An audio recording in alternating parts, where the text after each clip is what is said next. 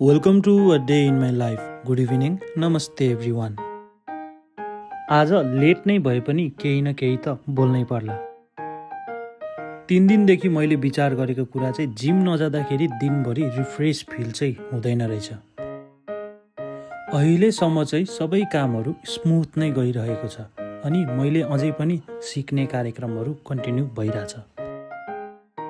म चाहिँ फ्रेस हुँ कि नहुँ, B3 मार्कमा केटाहरू चाहिँ जहिले फ्रेस हल्ला गरेर बसिरहेका हुन्छन्। साँझको टाइम चाहिँ 1-2 दिनदेखि कल्पमै बितिरहेको छ। आज कल्पको ग्रान्ड ओपनिङ पनि थियो, सो एकैछिन त्यहाँ गएर सुटहरू पनि गर्नु थियो, प्लस दाईको इन्भिटेसनमा अलिअलि खाजा पनि। अनि सँगसँगै पन्छी भाइको गीतमा रमाउँदै खाजा पनि मस्त खाइयो र विवेक दाईलाई कङ्ग्रेचुलेसन्स भन्दै हामी चाहिँ कल्पबाट निस्क्यौँ। आजलाई यति नै, राति ढिलो नै भइसक्यो। Good night guys, see you tomorrow.